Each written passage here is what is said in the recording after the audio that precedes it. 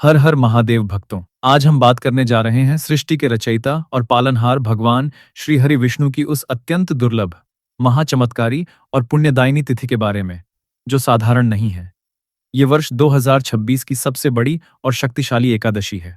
ये वह पावन अवसर है जो 3 वर्षों में केवल एक बार आता है। जी हाँ, हम बात कर रहे हैं पुरुषोत्तम मास या अधिक मास के कृष्ण पक्ष की परमा एकादशी की, जो इस बार 11 जून 2026 दिन गुरुवार को पड़ने जा रही है। अनेक भक्तजन तिथियों, व्रत के नियमों और पारण के शुभ मुहूर्त को लेकर घोर भ्रम और उलझन में रहते हैं।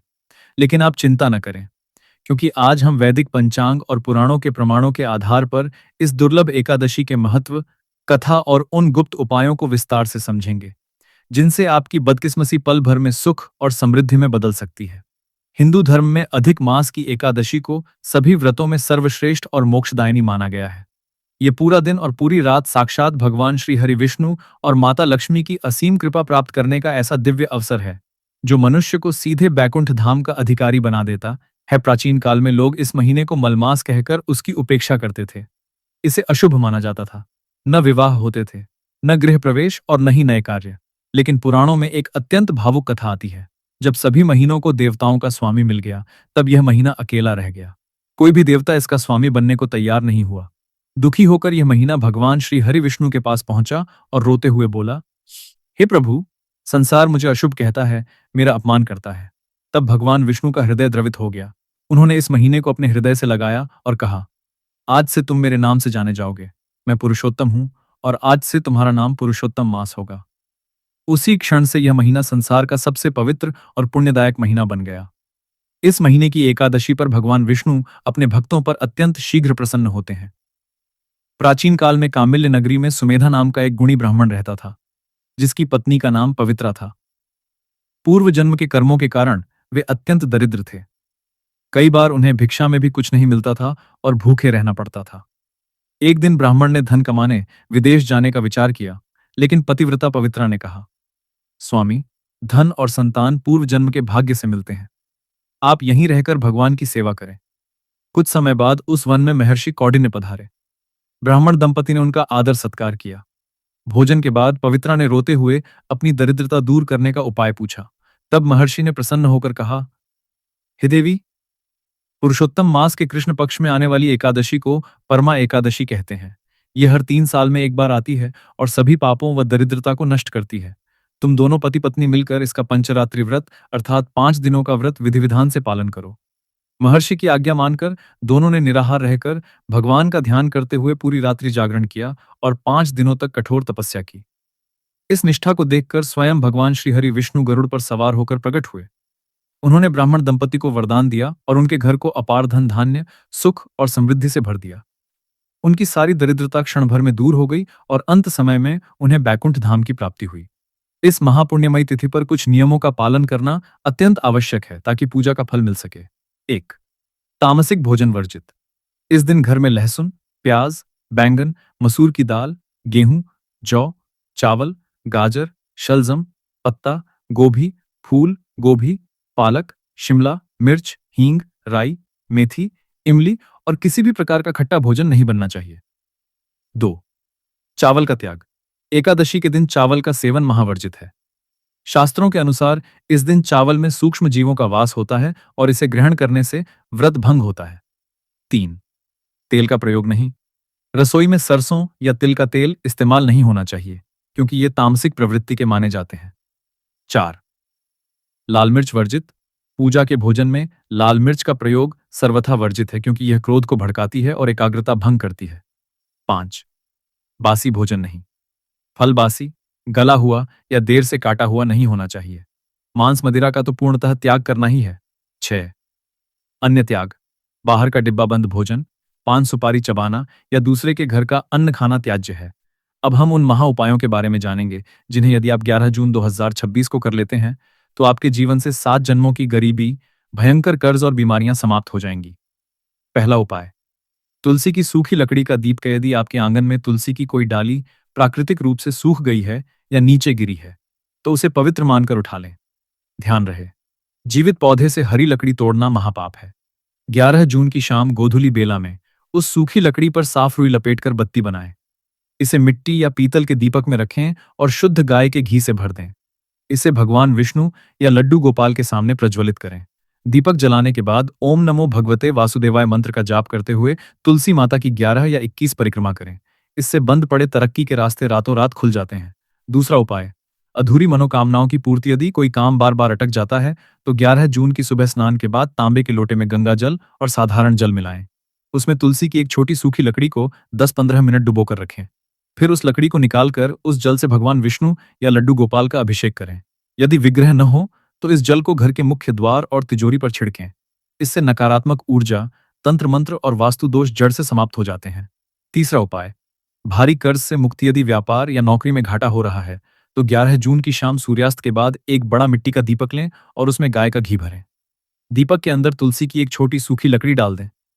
इसे तुलसी माता के समीप प्रज्वलित करें और 7 बार परिक्रमा करें। ओम महालक्ष्मी नमः या श्री राधे बोलते हुए अपनी गरीबी व कर्ज से मुक्ति की प्रार्थना करें। इससे पितृदोष शांत होते हैं और धन आगमन के नए स्रोत बनते हैं। चौथा उपाय, घर के क्लेश और बीमारी निवारण। परमा एकादशी की रात्रि को आरती के बाद एक मिट्टी के पात्र या गाय के गोबर के उपले पर तुलसी की सूखी लकड़ी के टुकड़े रखें। उस पर 2 टिकियां शुद्ध भीमसेनी कपूर की और 2 साबुत फूल वाली लौंग रखकर प्रज्वलित कर दें। जब पवित्र धुआं निकलने लगे तो उस पात्र को पूरे घर के हर कोने, रसोई और मुख्य द्वार पर घुमाएं। इससे घर की अदृश्य नकारात्मक शक्तियां भस्म हो जाती हैं और आरोग्य का वास होता है। पांचवां उपाय, तिजोरी में धन वृद्धि। 11 जून की सुबह भगवान विष्णु की पूजा के समय एक साफ पीले कपड़े पर खड़ी हल्दी की 5 साबुत गांठें, एक चांदी या साधारण सिक्का और तुलसी की लकड़ी का एक छोटा टुकड़ा रखें। पूजा के बाद इस कपड़े को पोटली बनाकर भगवान के चरणों से छुआएं और अपनी तिजोरी या गल्ले में रख दें।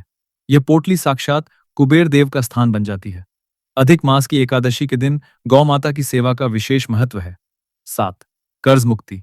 एकादशी की सुबह जब पहली रोटी बने कुट्टू या सिंघाड़े के आटे की, तो उस पर थोड़ा सा शुद्ध गुड़, एक चुटकी हल्दी और थोड़ी सी चने की दाल रखकर किसी सफेद या लाल गौ माता को अपने हाथों से खिलाएं। खिलाते समय भगवान विष्णु का स्मरण करें। यह उपाय कर्ज के पहाड़ को मिट्टी में मिला देगा। 8, रोगों से मुक्ति। गौ माता को हरा चारा और मीठे पीले फल, केला या आम खिलाएं। खिलाने के बाद उनकी 3 बार परिक्रमा करें और उनके पिछले भाग, जहां ब्रह्मा जी का वास माना जाता है, को स्पर्श कर प्रणाम करें। गौ माता के चरणों की थोड़ी सी धूल उठाकर अपने मस्तक पर लगाएं। यह गौधूली साक्षात भस्म के समान है जो नजर दोष को नष्ट कर देती है। 9, व्यापार में तरक्की। शाम के समय तांबे के लोटे में शुद्ध जल, थोड़ा सा गुड़ और पीले पुष्प डालें। इसे शांत स्थान पर खड़ी गौ माता के चरणों के पास अर्पित करें। इसके पश्चात सूर्यास्त के बाद किसी पुराने पीपल के वृक्ष के नीचे गाय के शुद्ध घी का दीपक प्रज्वलित करें और ओम नमो भगवते वासुदेवाय का 108 बार जाप करें।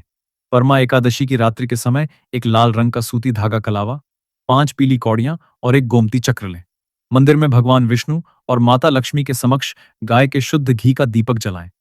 इन सामग्रियों को माता लक्ष्मी के चरणों में स्पर्श कराएं और इस सिद्ध लक्ष्मी मंत्र का 108 बार जाप करें। ओम श्री ह्रीं श्री कमले कमलालय प्रसीद प्रसीद श्री ह्रीं श्री महालक्ष्मी नमः जाप के बाद इन सभी सामग्रियों को लाल कपड़े में बांधकर अपनी तिजोरी या गल्ले में सुरक्षित रख लें। यह उपाय किस्मत के बंद ताले हमेशा के लिए खोल देगा। भक्तों, धर्म में कई बातें प्रतीकों में छिपी होती हैं। हर व्यक्ति कठोर तपस्वी नहीं हो सकता। सनातन परंपरा ने ग्रहण का मार्ग खुला रखा है। मनुष्य जो सुनता है वह ज्ञान बनता है, जो देखता है वह विश्वास बनता है और जो ग्रहण करता है वह भाग्य बन जाता है। परमा एकादशी की तिथि वह समय है जब चेतना की परतें पतली हो जाती हैं। विष्णु तप के नहीं, भाव और व्यवस्था के देव हैं। वे उस भाव को स्वीकार करते हैं जिसमें प्रयास कम और सत्य अधिक हो। यदि इस पावन तिथि में कोई व्यक्ति सही विधि से एक विशेष वस्तु ग्रहण कर ले तो वह ऊर्जा उसके भीतर स्थिर हो जाती है। जब मन संकुचित है तो अवसर सामने होकर भी दिखाई नहीं देते। परमा एकादशी की रात मन को विस्तृत करने की रात है। इस रात को साधक जागते हैं क्योंकि प्रकृति में एक विशेष आकर्षण होता है। भारी भोजन शरीर को नीचे खींचता है, जबकि हल्का पवित्र आहार चेतना को ऊपर उठाता है। व्रत का अर्थ केवल त्याग नहीं बल्कि चयन है। क्या ग्रहण करना है और क्या नहीं, यही असली साधना है। इस दिन 3 वस्तुओं का ग्रहण विशेष बताया गया है। 10, तुलसी दल के साथ मीठा तत्व। यह मन के विकारों को शांत करता है और अभाव की भावना को समाप्त करता है। 11, सफेद तत्व, दूध या मखाना। यह चंद्र और मानसिक शांति का प्रतीक है। शांत मन ही धन को टिकाए रख सकता है। 12, बीज स्वरूप फलाहार। यह संकेत देता है कि आज जो छोटा है वही कल बढ़ेगा। यह मन में विस्तार की भावना जगाता है। किन गलतियों से बचना है। 13, गौ माता को अपवित्र भोजन न दें। उन्हें झूठा, बासी, सड़ा गला या प्लास्टिक की थैली सहित भोजन देना गौ हत्या के समान पाप है। 14 चावल का वर्जन। एकादशी के दिन चावल खाना रेंगने वाले जीवों के मांस खाने के समान घोर पाप माना गया है। 15 महिलाओं के लिए विशेष नियम। यदि किसी महिला को एकादशी के दौरान मासिक धर्म आ जाए तो उन्हें मुख्य पूजन और सामग्री को नहीं छूना चाहिए। वे मन ही मन हर हर महादेव या ओम नमो भगवते वासुदेवाय का जाप कर सकती हैं और मानसिक व्रत रख सकती हैं, लेकिन बाहरी पूजा में बैठना वर्जित है। 16 गर्भवती महिलाएं। यदि आप गर्भवती हैं और कठोर व्रत रखने की सामर्थ्य नहीं है तो व्रत न रखें। नारायण कभी नहीं चाहते कि उनकी वजह से किसी जीव को कष्ट हो। फलाहार ग्रहण करके मन से भक्ति करें। 17 अन्य वर्जनाएं। दिन में सोना, बाल धोना, नाखून काटना और किसी जीव का अपमान करना वर्जित है। भक्तों, भविष्य पुराण में स्पष्ट रूप से लिखा है कि जो भी व्यक्ति कलयुग में निस्वार्थ भाव से दूसरों की मदद करेगा या धर्म का प्रकाश फैलाएगा, उसे कभी भी दरिद्र या धनहीन नहीं रहना पड़ेगा। 11 जून 2026 की यह परमा एकादशी आपके जीवन में अपार धन, सुख और शांति की निश्चित प्राप्ति कराएगी। जो साधक सच्चे मन, नियम और संयम के साथ इस व्रत को करते हैं, उनके जन्म जन्मांतर के भयंकर पाप कट जाते हैं और अटके हुए कार्य बनने लगते हैं। इस बहुमूल्य और गुप्त जानकारी को केवल अपने तक ही सीमित न रखें। इसे कम से कम 10 से 15 लोगों तक जरूर शेयर करें ताकि उन्हें भी इसका लाभ मिल सके और उनका कल्याण हो सके। अगर आप भी सच्चे हृदय से चाहते हैं कि भगवान श्री लक्ष्मी नारायण और गौ माता की असीम कृपा आप पर सदैव बनी रहे, तो इस वीडियो को एक लाइक करके हमारे चैनल को सब्सक्राइब जरूर कर लें। कमेंट बॉक्स में पूरे भक्तिभाव और सच्ची अगाध श्रद्धा के साथ हर हर महादेव और जय गौ माता अवश्य लिखें। आप सभी को परमा एकादशी की हार्दिक शुभकामनाएं। आपका जीवन सुख, शांति और समृद्धि से परिपूर्ण हो। हर हर महादेव। धन्यवाद।